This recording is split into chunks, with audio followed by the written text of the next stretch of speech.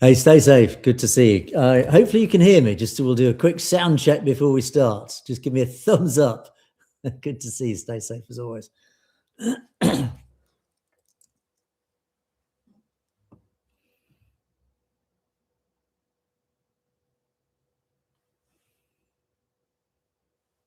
Great news. Right then, let's get underway.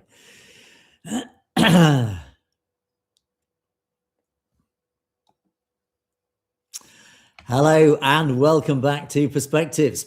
On today's show, it's all about powerful messages. We begin in Westminster examining the landmark lobby meeting in Committee Room 14, where a line of speakers set out the demands from the Sikh community to the British government. And related to this, we'll also give details of the newly released national survey from the Sikh network, detailing a sharp rise in anti-Sikh hate crimes. And then we'll cross to North America for an update on Operation Hardball, analysing high-profile border arrests and, of course, evolving law enforcement statements surrounding transnational gang networks. Then we'll follow the UK tour of acting Akal Takht Jatadar Jani Kuldeep Singh Gargaj as he addresses Gurdwara audiences. Yes, indeed, he's visitors here in the UK. And I'll give details of his powerful message. I started with the words powerful message. Well, there was a powerful message from the acting Jatadar, as he also gave particularly important instructions to our young British Sikhs. And finally, yet another exciting update. Do stay tuned for this, as the first international fixture is announced for the Khalistan Football Association. Yes, do stay tuned for that very important announcement at the end of the show. All this and loads more, as always, on today's show. And of course, at the end of the show, we'll take a look at loads of great comments which have been filling up the video beneath the videos, as always. So thank you to you guys for that.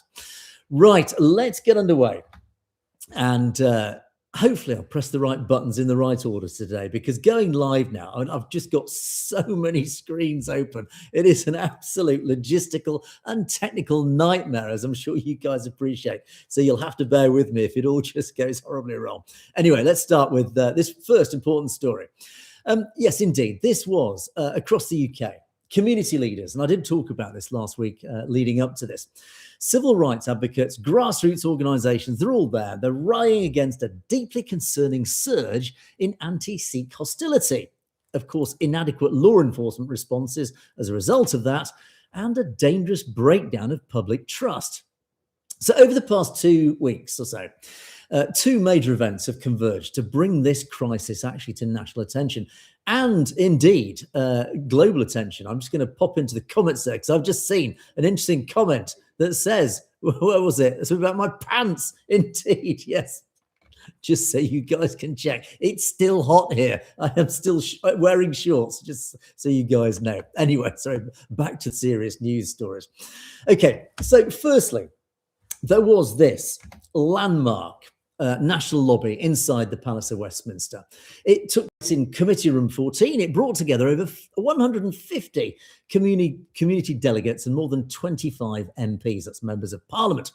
The delegation delivered an unyielding message on civil rights, legal protections, and government accountability. I hate to sort of say it, but same old, here we are again. Does anything ever change? Good question.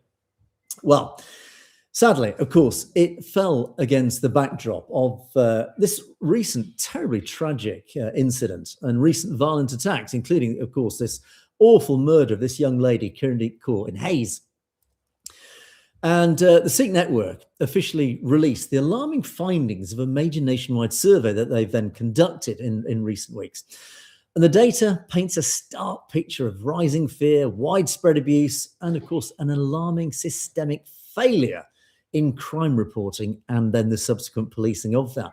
So I'm going to bring you an exhaustive breakdown of these developments. I'm going to look at some of the speakers, particularly Jas Singh of the Sikh Federation, of his keynote speech that he made in that parliamentary address in Committee Room 14. And the key policy demands that were placed in front of British MPs. And of course, the newly published empirical evidence just revealing how anti-Sikh hate crime is just impacting every single day life across Britain. It is a terrible story.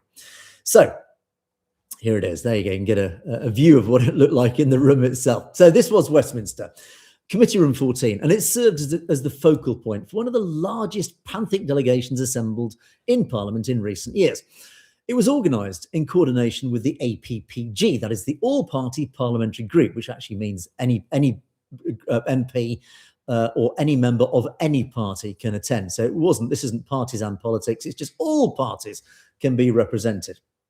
And the lobby brought together representatives from regional Gurdwaras, legal advocacy groups, youth initiatives, senior parliamentarians. I mean, basically all the important movers and shakers of the Sikh community were in attendance. Sadly, I wasn't there, of course, which, what does that say? But anyway, the atmosphere inside the room, again, this great sort of photo, you get a sort of an idea of just how important this meeting was. There's some serious faces there. The atmosphere, of course, inside the room was described as solemn, disciplined, and of course, resolute. People were there for a very good reason. And community representatives made it clear that the symbolic statements of support or just token consultation from government ministers that we just keep hearing about are just no longer acceptable. So the delegation instead presented a concise 4-point policy platform requiring immediate statutory, legislative, and departmental action. In other words, we're just sick and tired of hearing all the rhetoric, the words. You all say the right things, but nothing ever changes. That really was the theme, by the sounds of it, of all the speeches that sort of went on and the discussions afterwards. So what did they discuss? Well, the demands included a statutory code of practice for Sikh Kakars. So the delegates called directly on the British Home Office to institute a clear, legally binding code of practice. And so this framework would explicitly protect the right of Sikhs to wear their articles of faith. And specifically, of course, the key one there is the kirpan and the kesh, of course, without facing any sort of discrimination, no unlawful discrimination, any harassment, or simple security misunderstandings in any context. That includes schools, workplaces, airports, public venues, you name it. So the second one was a judge-led public inquiry. So community leaders reiterated these are long-standing demands. These are not new, by the way, of course. This has been around for some time, but they reiterated these long-standing demands for an independent, judge-led public inquiry into that historical UK-India diplomatic relationship that happened during 1984, and particularly actually across the whole of 1980s. In other words, we want to know what collusion went on between the British government and the Indian government during the 1980s, and most pertinently, of course, Operation Blue Star, which, of course, the Starmer government, now the Burnham government, have been promising in opposition for years, which they seem to have conveniently forgotten about. And, of course, the message with that demand was, look, if you want to restore trust from the Sikh community back in the British government and all its entities, you've got to deliver these sorts of things. And only then can we start to begin to trust the government again. So thirdly, they asked for direct and accountable engagement. Now, the delegation urged all government departments to reform how our civil servants consult with our British Sikh population.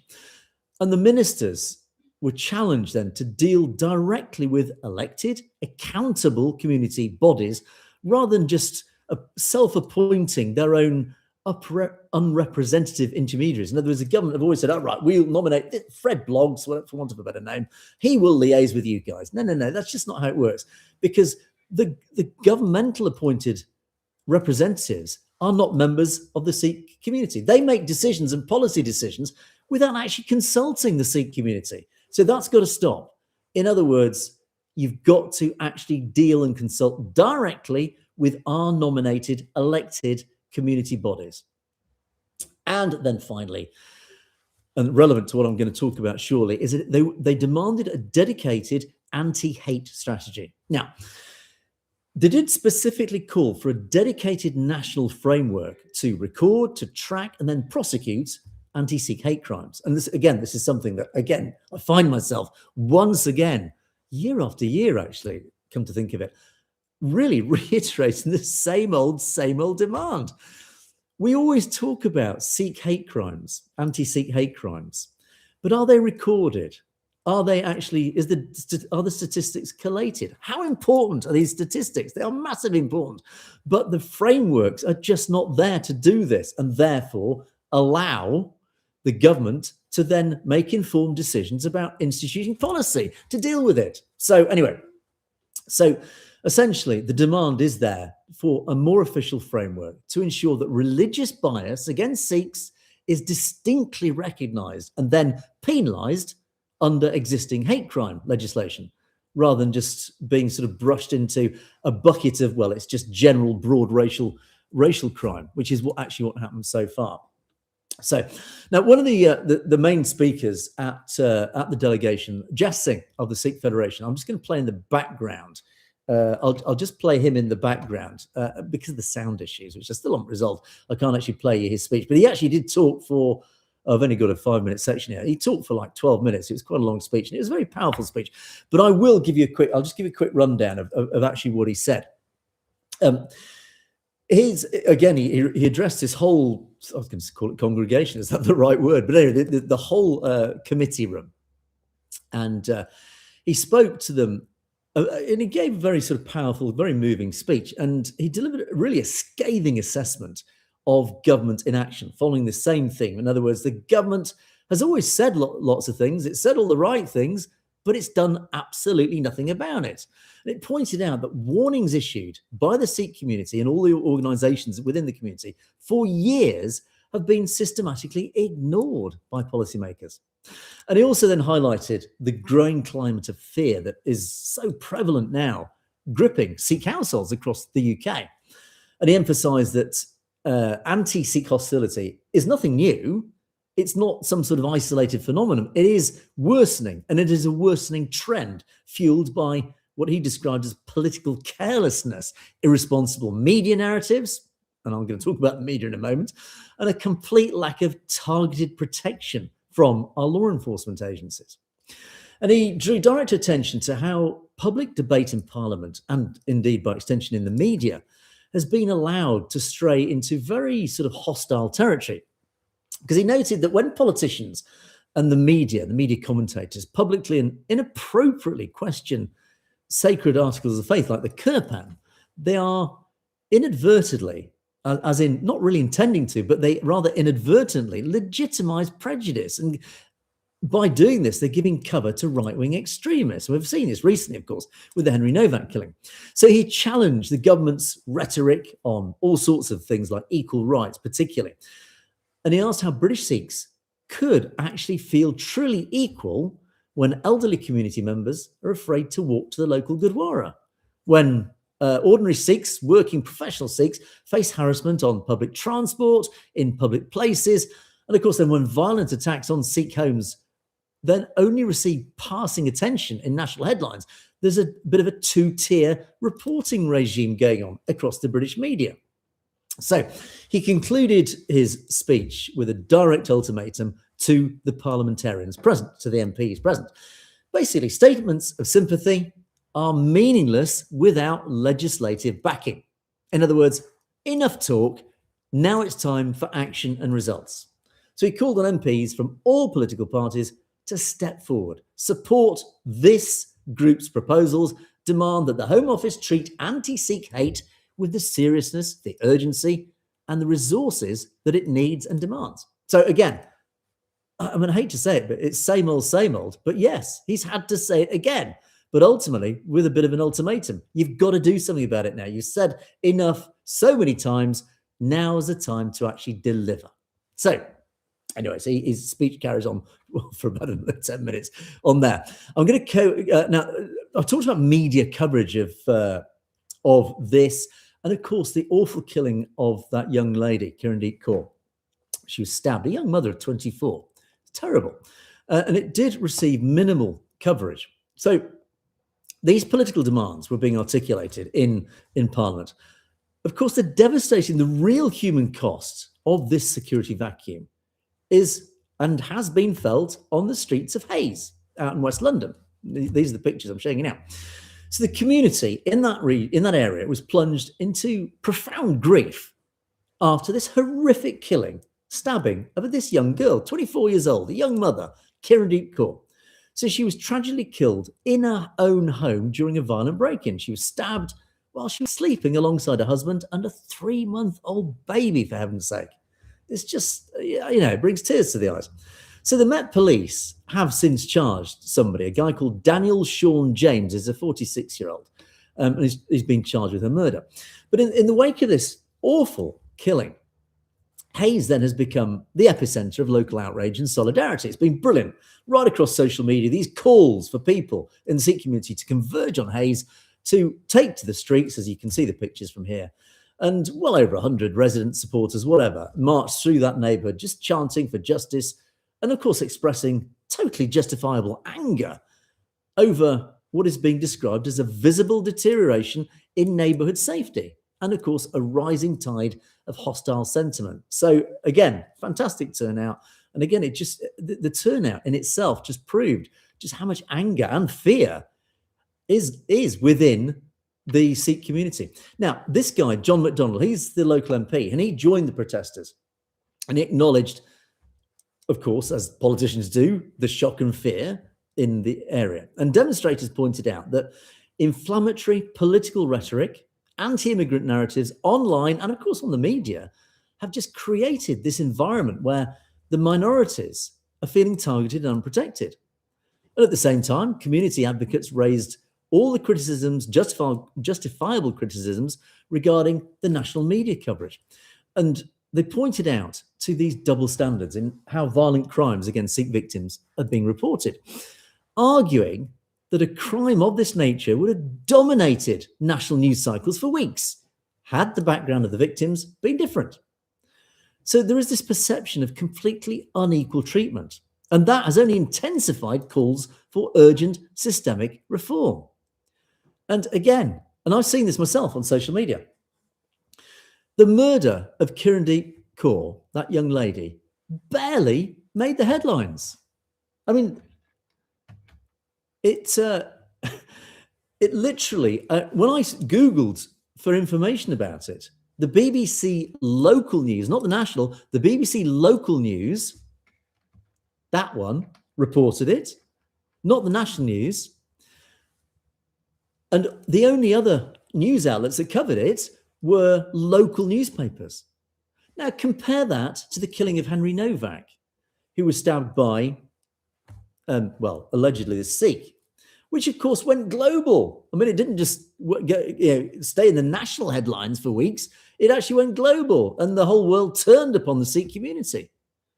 And ironically, I've even myself, just in the last day or two, on social media, I've seen people, when the murder of Kirandeep Kaur received a little bit of attention on social media, like the Sikh organizations would highlight it on social media, you'd get white people saying, oh, double standards, you didn't say all this about the killing of Henry Novak.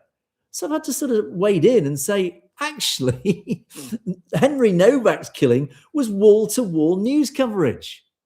And the Sikh community went out globally to make global statements. I think in the Akhil Takht even made a statement about that killing, coming out to condemn it and support the family of the victims.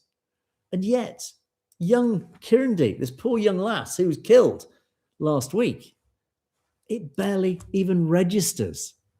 So there are double standards, but the double standards are the fact that this killing has just gone almost unremarked by the national news. So it is a genuine perception of unequal treatment for the Sikh community. So you can understand why the Sikh community is getting a little bit upset about it. So also providing even more evidence and weight to these concerns being expressed by the British community, the British Sikh community. The Sikh Network published in recent days the findings of their major nationwide survey. And unsurprisingly, I have to say, they uncovered a dramatic and quite alarming escalation in anti-Sikh hate crime across the UK.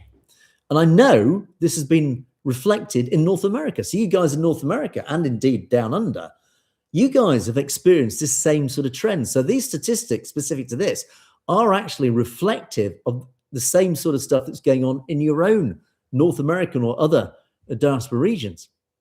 So the survey specifically examined the period following May the 14th this year. And this is a time frame that, of course, was then marked by the commencement of the trial of Vikram Digwa for the murder of Henry Novak. So that killing I've just been talking about.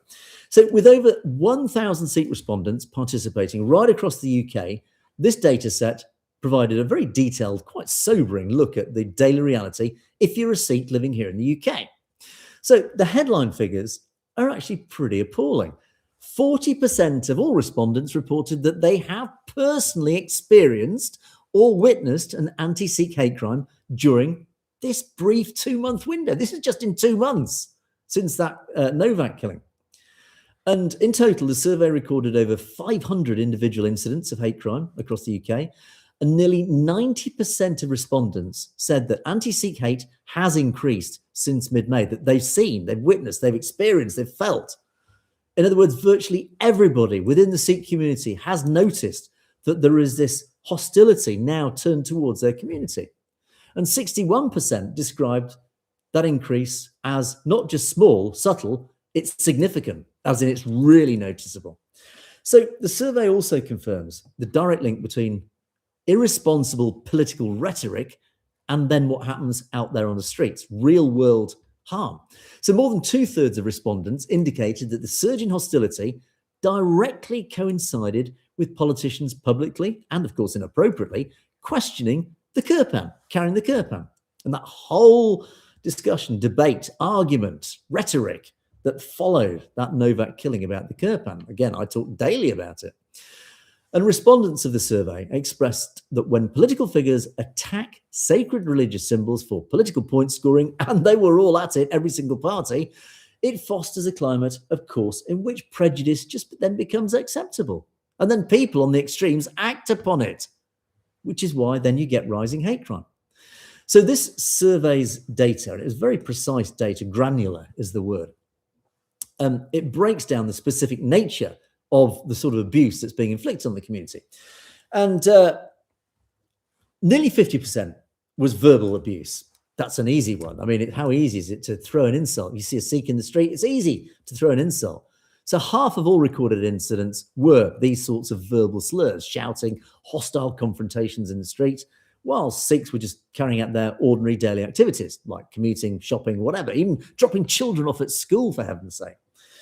Online harassment also featured, slightly less at 25%. So a quarter of all incidents were in digital spaces, online, where Sikhs, and I've seen this firsthand myself. I mean, you guys, I have no doubt, when you've been on social media, you've been subjected to all sorts of rudeness is the euphemism. I'd say actually direct, outrageous insults. So some of the things I've read, and it's hard to resist. And I know it's hard for you guys to resist. You just have to wade in and just give as good as you get from some of these people. The threats, the vilification, the hate that I've seen on social media is just beyond belief. It's totally unjustified and unwarranted. And then 15% of these cases involved sustained intimidation. That means continued, it wasn't just one incident, it was a series of incidents, which was like intimidation, stalking, or indeed targeted aggressive behavior in public or in the workplace, of course. And then 10% was actual physical, dangerous assaults and vandalism. And this is, of course, the most worrying aspect, is that 1 in 10 of these incidents were either property vandalism, so physical attacks on Sikh-owned properties, or worse than that, direct physical assaults, or whatever acts that resulted in grievous bodily harm. In other words, they're physically injured. So, unsurprisingly, the impact on the Sikh community, psychologically, behaviorally, whatever you want to call it, has been absolutely massive. So over half, 53% of all respondents said that they no longer feel safe in their day-to-day lives, and particularly felt amongst elderly Sikhs. I mean, again, just you've got to think about that in terms of the context of normal life. If our elderly people are actually too afraid to walk down the street, particularly if you're a Sikh, what does that say about our current society? I mean, we're supposed to protect and look after our elderly, but elderly Sikhs were saying that we are too afraid to walk down the street. as an old man or an old lady. It's just shocking. So 84% of respondents reported taking additional safety precautions since the Novak trial. 2/3 have been forced to change their daily routines because, again, they're too afraid of being attacked if they follow the same routine. In other words, somebody might be watching them and planning to attack them. And some have actually said they'd just avoid public spaces altogether, again, to avoid being victims of crime. I mean, again, it's just absolutely shocking that this can happen in our society. Oh, TC's in the house, as they say. Welcome, TC. Nice to see you too. So, the most damaging revelation, I think, really, of all those statistics, is the near total breakdown of, remember I've referred to trust earlier on.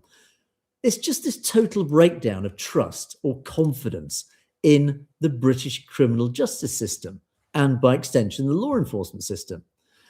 And the survey reveals a dramatic disconnect between awareness and then actual reporting. So, in other words, 60% of respondents said that they know how to formally report a hate crime to the police, but only 6% were actually then reported to the authorities. I mean, again, in itself, it speaks volumes. 70% of respondents, that's 7 out of 10 Sikhs, stated that they lack confidence that the police would take anti-Sikh hate crimes seriously. So again, back to this word trust or confidence. You know, it's no wonder the Sikh community lives in fear with these sorts of numbers. And it's this profound lack of trust explains why thousands of hate incidents go completely unrecorded in official government statistics. Because if you don't trust that law enforcement are actually going to take you seriously or misclassify it or just shove it under some sort of generic category, it's just a racial crime, whatever, it's no wonder that Sikhs then think, what's the point? What is the point of me reporting a hate crime? So it does create this sort of dangerous feedback loop. Official police data does then not count anti-Sikh crimes, which means authorities then allocate fewer resources, which in turn leaves the community further exposed to more hostility. So these findings, with, of course, the urgent demands that we saw at the all-party parliamentary group meeting, really underscore this reality. And it's undeniable. The British Sikh community is facing an existential crisis that we just cannot ignore anymore.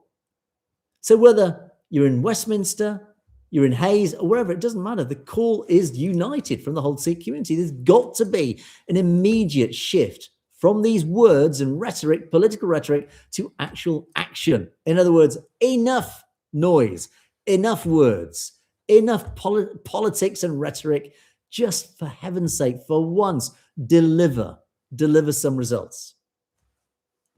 Yeah, and I'll guarantee, and I hate to say this, I guarantee in a year's time, I'll probably be sitting in this same seat, well, God willing, reporting the same story all over again, because our politicians just seem incapable of delivering. Anyway, let's move on. Back to hardball. Yes, hardball carries on. Nice to see you guys in the comments, by the way. Do keep commenting away. Nice to see all your comments. Nice to see you guys back in. So, hardball. Here we go again. Right. So this is, of course, this cross-border, massive, global operation known as hardball, which we've talked a lot about in the last week or so. And it was obviously designed to dismantle all these transnational criminal networks operating across North America and actually Europe as well. And the operation has made significant strides in disrupting organized crime syndicates that are linked to all these awful crimes: extortion, illicit firearms, trafficking, narcotics, violent crime, you name it. It's all in there. You know, just about every serious crime is embedded in that group of people there. But recent high-profile border arrests and evolving public statements from law enforcement have also brought a rather renewed scrutiny to this whole story, particularly the diplomatic and legal narratives surrounding these cases. And today, we can report that there's been an arrest of a high-ranking syndicate associate. He's not actually on this list, it turns out, But he's still very much wanted by the FBI. I think this was the sort of the top, what was it, 20, 37, I think it is, whatever, how many there are. But of course, it doesn't stop there. There is this whole massive syndicates. These are just the leaders. These are just the key people.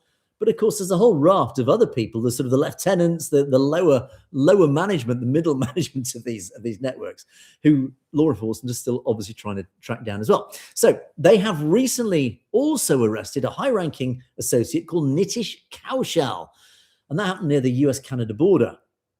And it was under the scope of federal RICO indictments, and of course the shifting message from Canadian authorities on the international links. And talk about shifting message. We've talked about that in the past. What actually is Canada's attitude towards all this?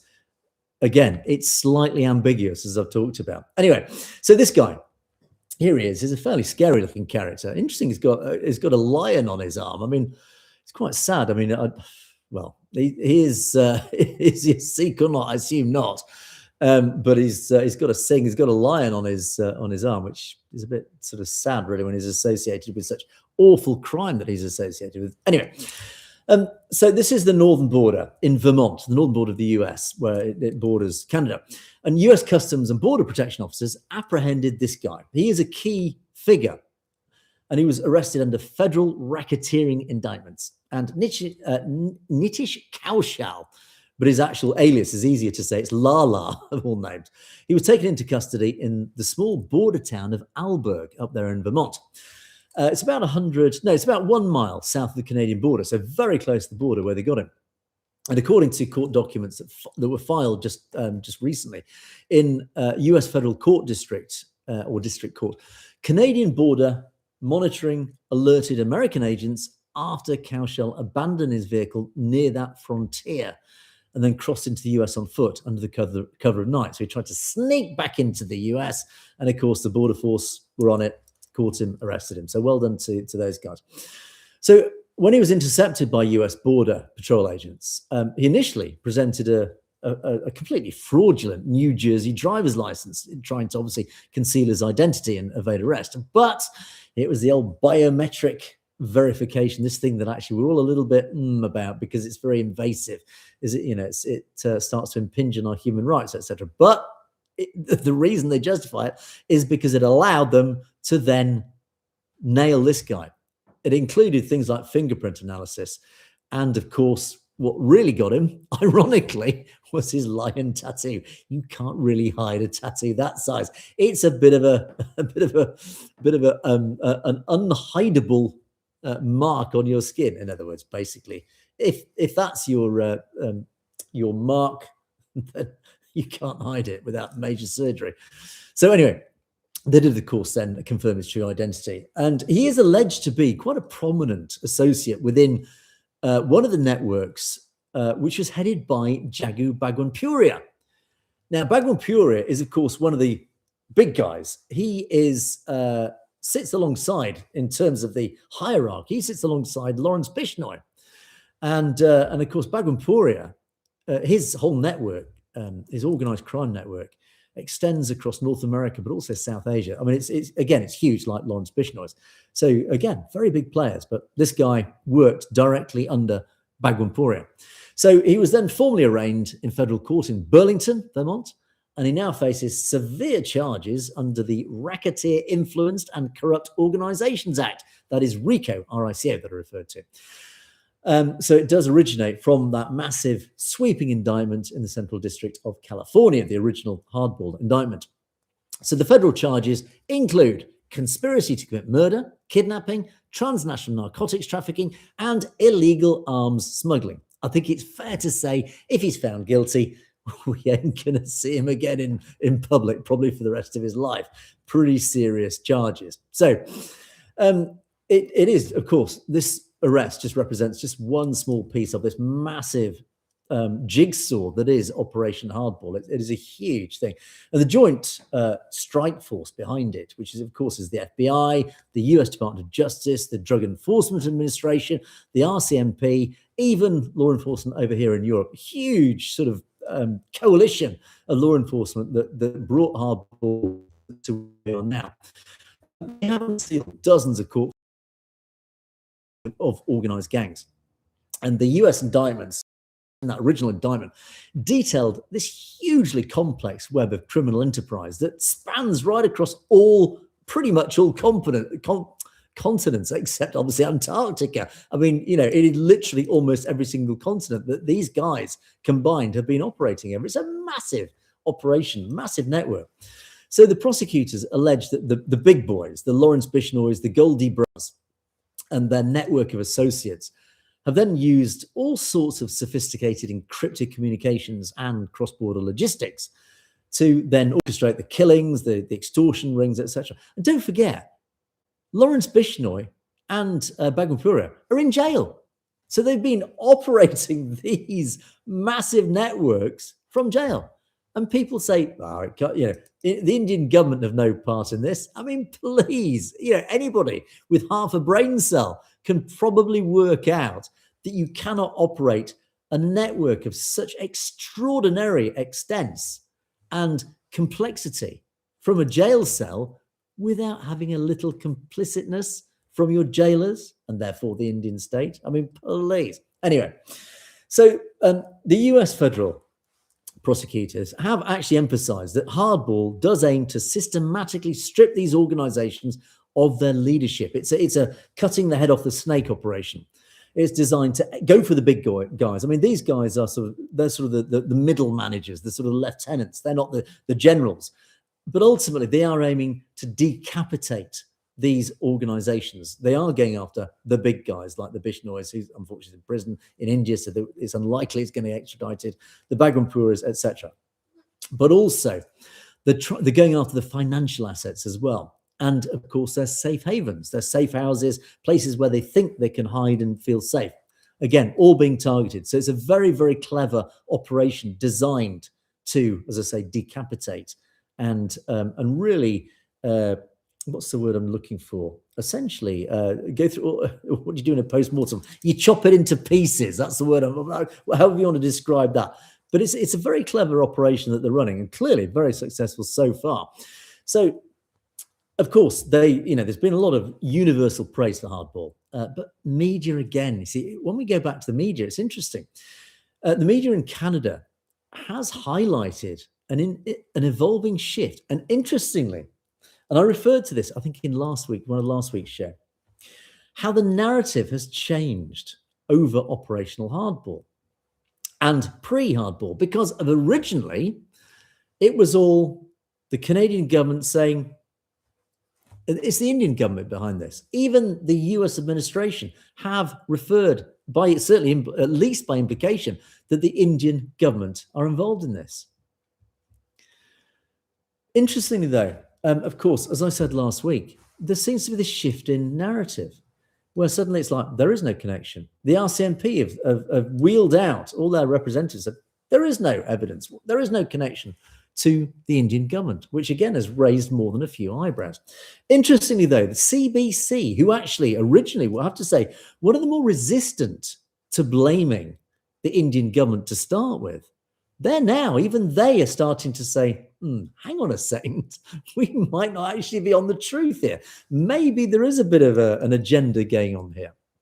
Because in this report in CBC News, they drew the attention to recent comments made by senior RCMP officials regarding those links between organised crime and what they call foreign state actors, but obviously India, the Indian government.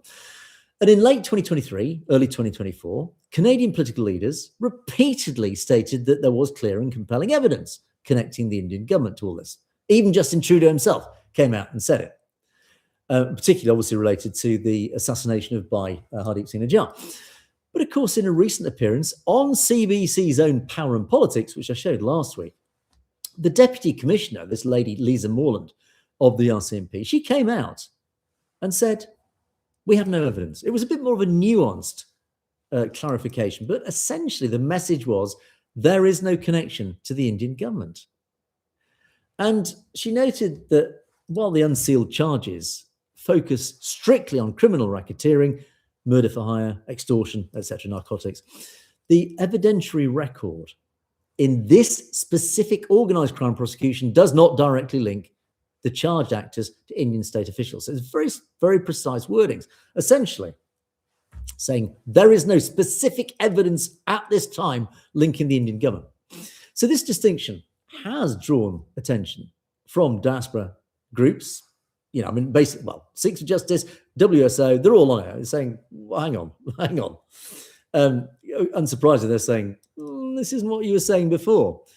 And law enforcement maintains that separate national security investigations are still ongoing.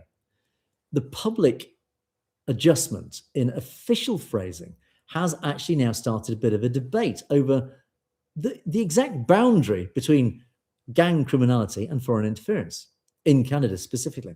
So extraditions, pre-trial hearings are happening both in the US and Canada in federal courts on both sides of the border. Hardball still remains one of the largest coordinated efforts to dismantle all these gangs. But as I say, the big question is, what is the official line in Canada? It still remains ambiguous. And even CBC is saying, well, hang on a second.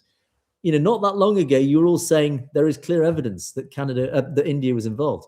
And now suddenly you're washing your hands of everything you said before and said there is no evidence. Again, it does raise eyebrows. Just what is going on? As I said in last week, my conclusion can only be at this stage is that maybe there's been a bit of a deal done behind closed doors with India saying, look, we'll brush it under the carpet. Let's just keep diplomatic relations going so that free trade can flow without these rather uncomfortable accusations. Who knows? Anyway, right. Gosh, clock counting down. I'm going to move on. I love this story. This is really interesting. I didn't know about this, I have to say, until really after the event. It was kept very quiet, actually, I have to say. Even social media, my usual outlets on social media didn't even mention this until after the event. Maybe it's a security thing, I don't know. It was, of course, the visit by the acting Jatadar of the Akal Takht. Thank you, Amrik. I'm trying to pronounce. One of our correspondents has very kindly helped me pronounce things like the Akal Takht. So I'm hoping I'm pronouncing it better now. Anyway, yes, of course. It was this 3-day visit to the UK by Gianni Kuldeep Singh Gargaj. He's the acting Jatadar of the Sri Akal Takht Sahib and Jatadar of Takht Sri Kesgar Sahib. And he arrived at London Heathrow Airport, and it was under the invitation of the Nekami Seva Trust UK. Apologies if I've absolutely butchered that pronunciation. The Jatadar, photo here in Heathrow Airport, he was accorded a lovely warm reception by local Sikh Sangats and youth delegations, then before undertaking a whole series of high-level engagements right across major UK Gurdwaras. Great to see. And here he is in one of them. And he addressed thousands of worshippers at Gurdwara Sri Guru Singh Sabha in Southall, one of our larger Gurdwaras in the UK. And he delivered a crucial address focused on Panthic unity, youth participation, institutional protection, and a big piece apparently on Miri Piri. Now, I'm going to break down, for those of you who couldn't attend and would like to know what the acting Jatadar said, because, of course, his words are pretty important, obviously, to all the diaspora. So I'm going to give you a quick rundown of what he said. And as I do this, I'm going to show you, by the magic of technology, this is him speaking. Thank you to Dinbar News for these pictures. Credit to those guys. So here he is, delivering it. I think it was in Punjabi, actually. But anyway, obviously I couldn't understand it, so I had to use a bit of technology and a bit of research to find out actually what he said. So anyway, at the heart of what he actually said in his address, it was an urgent call for internal cohesion. Really important, this, specifically across the global Sikh community. So he emphasized that Gurdwaras serve as the fundamental centers of unity. Of course, spaces where Sikhs come together in fellowship to strengthen all their bonds, spiritual bonds, particularly with the Guru. And he urged the diaspora communities to rise above internal factionalism, local committee disputes, of which the one or two which are reported on, and regional divisions. And he stressed that the collective strength, this cohesion of the Sikh community is so critical, particularly when they've got to confront bigger societal political challenges like as I've been talking about earlier in the first story. And he centered his discourse on the founding principle of the wonderful principle of Miri Piri, which is, of course, that dual doctrine representing temporal authority, Miri, and spiritual devotion, the Piri, Miri Piri. And he explained that true understanding of Miri Piri requires Sikhs to balance deep spiritual practice with active principle engagement in civic, political, and social affairs. And strengthening the global Panth and Punjab combined, he said, obviously it's important that the Punjab Panth and the diaspora Panth essentially should unite and work together. And he said this relies on upholding the principle of Miri Piri, but of course without letting material or political interests get in the way to corrupt it, just corrupt that spiritual integrity. So again, very powerful words. And a significant part of his address was directed at the young generation of British Sikhs. And he expressed deep appreciation for a big turnout, actually, apparently a lot of kids there, at the London gatherings particularly. And he urged Gurdwara management committees to proactively create spaces for the young. Of course, I mean, the young are the future. So absolutely critical that we must ensure that the young are both educated and, brought into the Panth and educated about everything that they, in turn, as they grow into adults, can then pass on to the next generation. So it's all about this continuity. And he called on institutions to provide the young with genuine opportunities to participate in the sorts of events that are critical to ensure this. Things like religious leadership, administrative decision-making, community service, seva. And he encouraged young Sikhs right across the West to study history, of course. Vital. Learn Gurmukhi and shape their personal and professional lives according to Sikh principles. Again, it's profound but very predictable stuff. It's trying to remind the Sikh community, this is why we're here, this is why it's important, and this is how to ensure our next generation ensures continuity of the Sikh faith in the right way, not to get it corrupted. I'm just thinking like they're trying to do in India, in Punjab particularly, with the overreach of the Indian government, trying to get their hands through legislation, the Biadbi Act, again, trying to corrupt that direction of purity of the Sikh faith. So anyway, so he also emphasised the importance of maintaining an active connection with Punjab, because of course that is critical. And he advised the diaspora families to continue making regular visits to Punjab, do it regularly, at least every year or two. And he said, look, make it a point to pay homage to historical Gurdwaras, particularly, of course, the Sri Harmandir Sahib and Gurdwara Nankana Sahib. Because he argued future generations growing up abroad will then ensure that they do remain tied to their heritage, to their language, and of course their ancestral roots. And he also addressed financial stewardship, charitable giving, and he said, look, he actually issued a call for prudence regarding overseas donations sent to Punjab. Just, in other words, be careful when you send money back to Punjab. And he did acknowledge the overwhelming generosity of the UK diaspora, which of course has been massive. We've got so many Sikh charities, as of course the rest of the diaspora do. But of course, it's a very generous community that we have here in the UK. And he acknowledged that and recognised that, particularly when it comes to disaster relief right across the world. But he did advise all donors to please be careful, exercise diligence. And he did urge diaspora members to ensure that charitable funds are directed through transparent, accountable channels to reach then the truly deserving, who obviously the money is intended for. In other words, don't get caught out by criminality. Also, and I think the implication is, don't give the British authorities an opportunity to get you to use the law to close you down, as of course many in our community have been on the wrong end of that, and a few names spring to mind. And then finally, he issued a strong warning regarding historical Panthic institutions. He said, and he cautioned the Sangat to remain vigilant against what he described as deliberate attempts to undermine and divide the SGPC. And again, there's a lot of arguments around that whole sort of discussion, but basically said, look, we've got to unite. We've got to watch out for all these efforts that are trying to divide and destroy our Panthic organisations. And he assured the gathering that Akal Takht Sahib is committed to expanding global Sikh representation and, of course, strengthening direct ties with the diaspora communities right around the world. Obviously, with the goal of ensuring that the voice of international Sikhs is just as much integrated into global Panthic governance as it is, obviously, from the central temporal seat of the Akal Takht. So, again, really, really important. What a visit.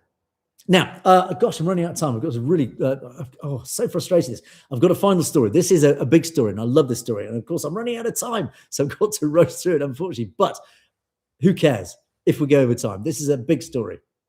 Here we go again. There is an update on this. Indeed, as I've reported before, the Khalistan Football Association, the Khalistan FA, has achieved, of course, a historic milestone when it was formally accepted into CONIFA. That is the Confederation of Independent Football Associations. And CONIFA serves as the international governing body for football teams representing nations or de facto states or stateless peoples and cultural minorities operating outside FIFA, the jurisdiction of FIFA. And of course, for the global Sikh diaspora, this affiliation represented more than just simple sports. It's more, obviously, it represents symbolically, it's a lot more than just sport. It is, of course, a strategic exercise in soft power, as I often say when I talk about this subject. Because, of course, providing this platform for footballers, athletes to compete internationally under this unified banner of Khalistan FA, then the initiative offers a global, peaceful, recognised message for cultural expression and community pride. It's massive. So, as I have previously announced, and I will re-announce again just to remind you guys, of course, we've got this upcoming fixture in August. And there's another fixture I'm going to talk about in a second. So, of course, this first fixture, it is the debut fixture, which marks Khalistan FA's first official CONIFA international friendly. It is a historic match scheduled for Saturday, August 15th at the Guardian Warehousing Arena. That is the home of Sporting Khalsa FC in Willenhall, here in the Midlands in the UK. And Khalistan FA will take to the pitch against Cumann Saker Gaelgi, which is an awful pronunciation, probably incorrect, but basically Ireland. It is representing the Irish language sporting community. And organisers have announced an extensive opening ceremony. It starts at 6:30. Get there in good time to watch the opening ceremony and all the sort of the events at the start of it. Oh, I beg your pardon. Sorry, I've not been showing you the pictures. Silly me. I said at the beginning there'd be problems with it technically. Anyway, so here's the poster. And in case you missed it, this is Khalistan FA being announced as the newest member of CONIFA. So anyway, yeah, the first fixture kicks off at 7 o'clock, but there is this half an hour of pre-kickoff events, announcements, opening ceremonies, etc. So make sure you get there in good time. Ticket sales formally open July the 20th. That is today. Get online, get there, book your tickets right now. Don't stop watching me for 5 minutes. Watch the end of the show, then get online and book your tickets.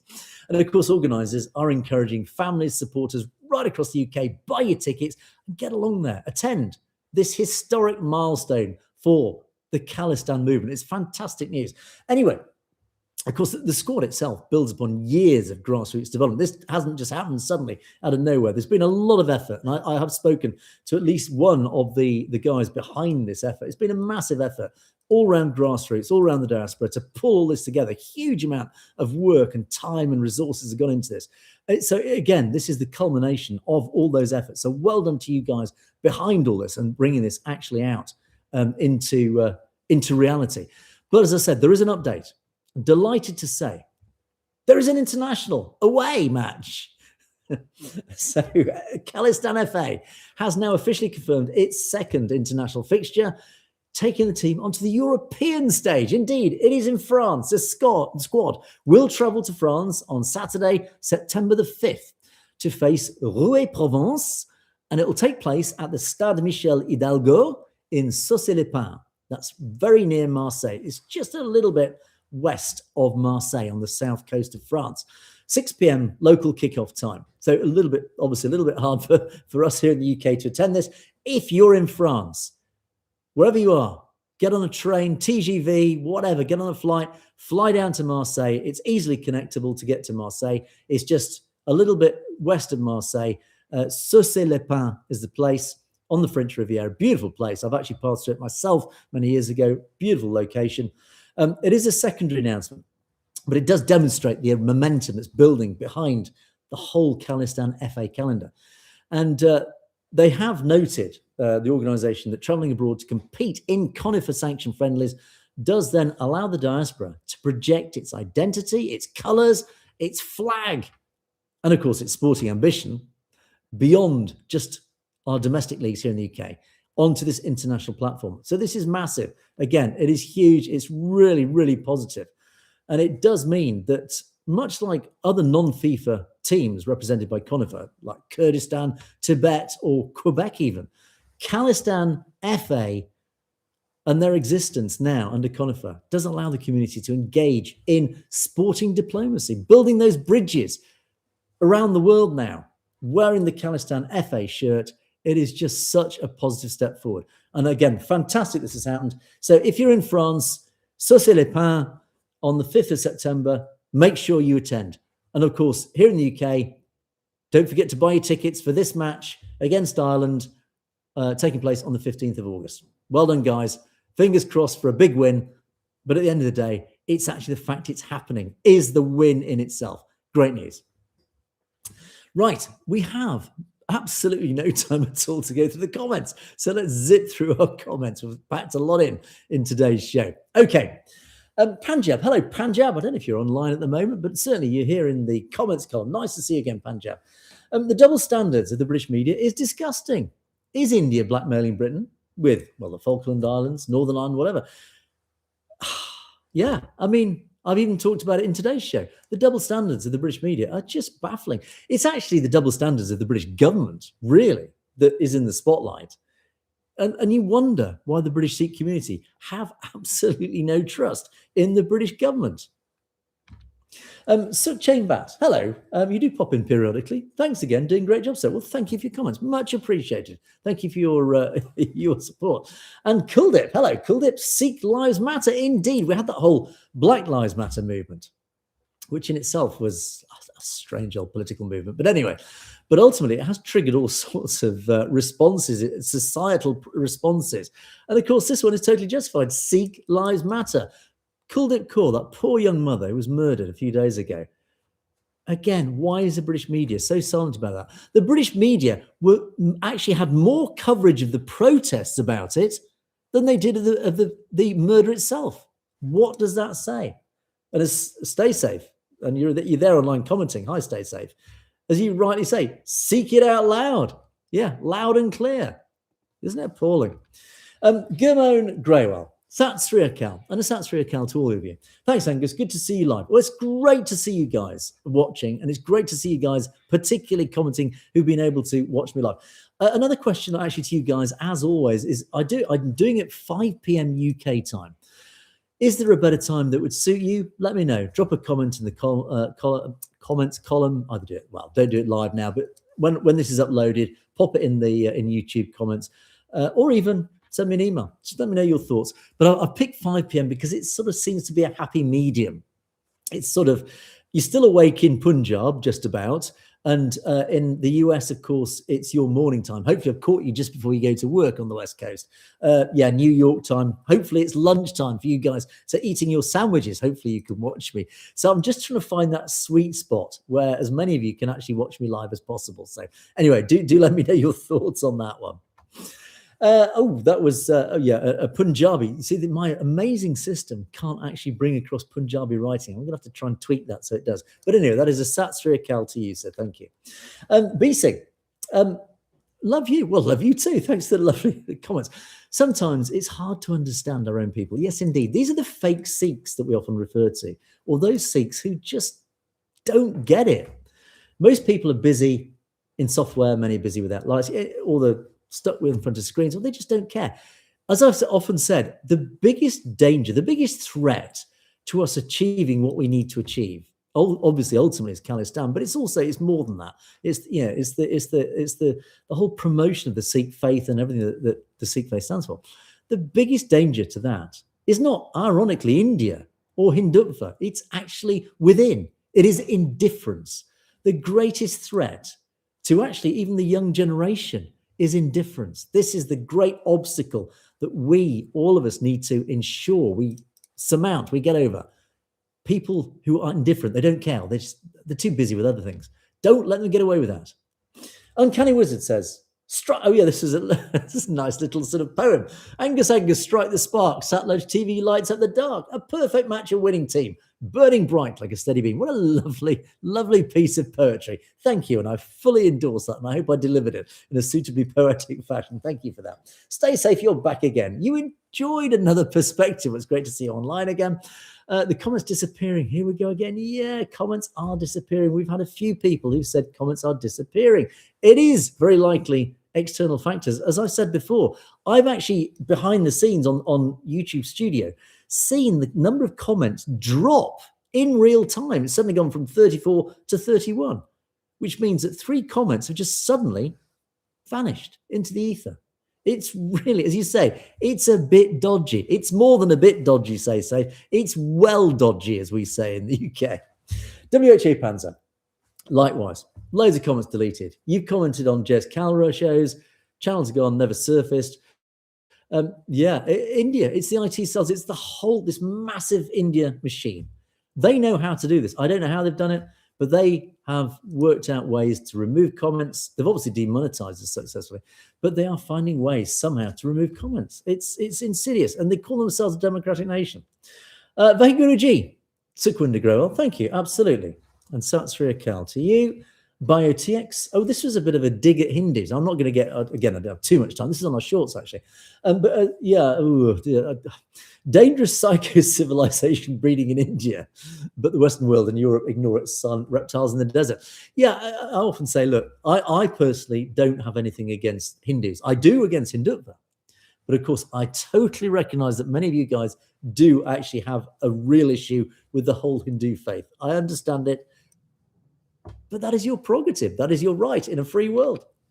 Nandu Singh, corrupt Indian government. For Sikhs, it is a danger to live in India. It is. I mean, there are some Sikhs who said, and I see this on social media, Sikhs in Punjab, at least they claim to be Sikhs in Punjab. What are you complaining about? What are you saying? This is not true. So we're all quite happy in Punjab. Well, clearly you're not. Clearly there are a lot of Sikhs in Punjab who are not happy. I suspect those who are happy in Punjab, this is me assuming, but I'm sure you guys can correct me otherwise, but I'm assuming those Sikhs who say they're happy in Punjab are probably effectively indoctrinated by their captor. We call it Stockholm Syndrome. Or they've landed themselves in a very comfortable position where they're ignoring actually all the nastiness going on, but they personally are in a nice, comfortable little status quo, but they don't care that their fellow Sikhs are being persecuted or whatever. They don't quite have freedom of speech, etc. Anyway, but as you rightly say, Nandu Singh, we want Sikh Raj Khalistan. I couldn't put it better myself. Jack Tussidy, salute to Bhai Jaswant Singh Kalra. Absolutely right. Sikhs are slaves in India since 1947. Again, same story. And then BioTX felt so strongly he said it twice about the Hindus.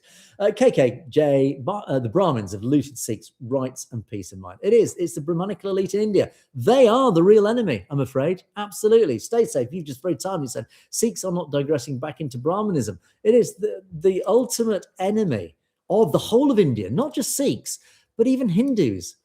Your enemy isn't the Sikhs. It isn't Muslims. It's none of these minorities.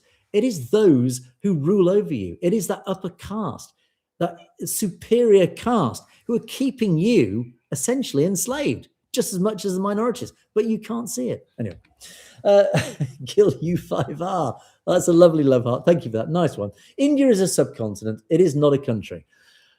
Yeah, that's a philosophical point. It's a geographical discussion, which we don't have time to elaborate on, so we'll quickly move on. Bobby Singh. Absolutely. And to Jaspal Chettle, hello, I haven't seen you for a while in the comments. Welcome back. India is a colonial created country. It remains a fake country, a fake democracy. I couldn't say otherwise. Totally agree. Totally endorse what you said. And I will keep reiterating that very same point. 79 years today internally, they are squabbling over each other, etc., etc. Dog eat dog world out there. Stay safe. You're absolutely right. Oh, good heavens, that is it. That brings us to the end of our comments column. So we're well over time as usual. Who cares? Why not? let's indulge ourselves. Great to see you guys. Thanks so much for joining me. As always, don't forget you can, of course, message me directly at message@satlogetv.com, as many of you have been doing. Thank you for all your comments. Yeah, do keep your comments coming. Do let me know your thoughts. Let me know stories, links to things that I should talk about. Really important that obviously I regurgitate, if that's the right word, because you guys on the ground, you hear stories that I might not necessarily pick up in the community. And if you think it's important enough, let me know about it so I can then research it, corroborate it, and then obviously deliver it back out to a wider global audience so that people know the truth. It's all about spreading the truth. The powers that be are doing their absolute best to try and bury the truth. It is up to us on the ground, our little voices united, to spread the truth around. I am but that mouthpiece. Funnel it into me, and I will ensure that it spreads more and more to a wider audience. But that is it for another day. Thanks so much for joining me as always. All being well, God willing, I will see you at 5 p.m. UK time tomorrow, live once again. But as always, a big thank you to you guys. Thanks for all your support. Thanks for watching live. It's nice to know you guys are there. It does make me feel a lot happier knowing I'm not just talking into nothing. So great to see you guys as always. Thanks for the loyalty. Thanks for watching. And I will see you guys, all being well, tomorrow, 5 p.m. And now I'm just going to try and find out how to stop streaming. But that is it. We'll see you guys tomorrow.